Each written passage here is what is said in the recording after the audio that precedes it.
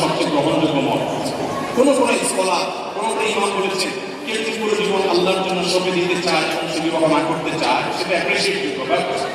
এটা মেজরিটি যে ইমামরা আছেন পৃথিবীতে তাদের মত না। তাদের মত হলো একজন মুসলমান তিনি বৈরাগ্য অবলম্বন করবেন না।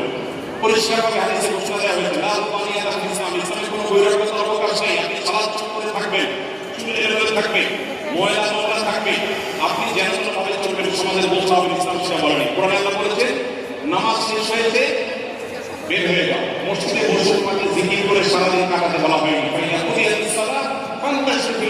নামাজ হয়ে গেছে, ছড়িয়ে পড়ো, তোমার কাজে তুমি চলে যাও। অতএব একজন মানুষ বৈরাগ্যতা অবলম্বন করবে, চিরকুমার থাকবে, এটা ইসলাম তাকে বলেনি। তবে কেউ যদি চিরকুমার থাকতে চায় এবং থাকতে পারে এবং তার নিজের এই কনফিডেন্ট থাকে যে তিনি চারিত্রিক কোনো ত্রুটিতে জড়াবেন না, তাহলে এটা তার জন্য জায়েজ বা উত্তম না। এরপরে প্রশ্ন হলো আমাদের ক্যাম্পাসে নিয়ে ইসলামোফোবিয়া কিভাবে দূর করা যেতে পারে, এক্ষেত্রে আমাদের করণীয় কি? ইসলামোফোবিয়া তো আপনার ক্যাম্পাসের ইস্যু না, প্রিয় ভাই, গোটা বিশ্বব্যাপী আজ ইসলামোফোবিয়া এই মহামারী চলছে এবং দুর্ভাগ্যজনক বাস্তবতা যে মুসলিম অধ্যুষিত এই জনপদেও খুবই দুর্ভাগ্যজনকভাবে ইসলামোফোবিয়া নানা সময় আমরা দেখতে পাচ্ছি। ইসলামোফোবিয়ার বিরুদ্ধে আমাদের ইসলামের সৌন্দর্যকে তুলে ধরতে হবে ইনশাআল্লাহ। সবাই চেষ্টা করবেন ইনশাআল্লাহ।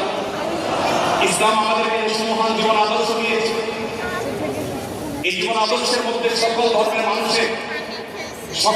মানুষের সাথে শান্তিপূর্ণ সহাবস্থানের সুযোগ রেখেছে। ইসলামকে যারা নানা সময়ে অত্যন্ত ভীতিকর একটি জীবন দর্শনের সাথে দেখাবার চেষ্টা করে, তারা আদতে ইসলাম সম্পর্কে হয় জানে না, আর না হলে নিরেট ইসলামের মধ্যে বিদ্বেষ প্রসূত তারা এই কাজটি করে থাকে। আপনি যদি ইসলাম নিয়ে পড়াশোনা করেন, আপনি যদি শুধুমাত্র মুসলিম বাই চয়েস হন, আপনি যদি ইসলাম জেনে শুনে অনুসরণ করেন, আপনি কখনো ইসলামকে আপনার কাছে ভীতিকর মনে হবে না। অতএব ইসলামোফোবিয়ার বিরুদ্ধে আমাদের ইসলামের সুমহান আদর্শ, ইসলামের যে ভালো এবং সুমহান দিক, সেগুলো মানুষের সামনে তুলে ধরতে হবে, মানুষের সাথে জানাতে হবে এবং দিন পালন করা, ধর্ম পালন করা আমাদের সাংবিধানিক ভূমিকা। ঠিক না বেশি? প্রত্যেকটা মানুষের দেশে যার যার ধর্ম পালন করতে পারে কি পারে না।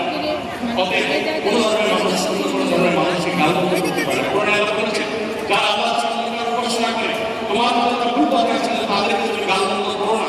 যদি করো তাহলে তারাও আল্লাহকে ভুলে গালমন্দ করবে। এজন্য ইসলামোফোবিয়ার বিরুদ্ধে আমরা ইসলামের সৌন্দর্য, সুমহান আদর্শ তুলে ধরবো, ইসলাম সম্পর্কে জানবো,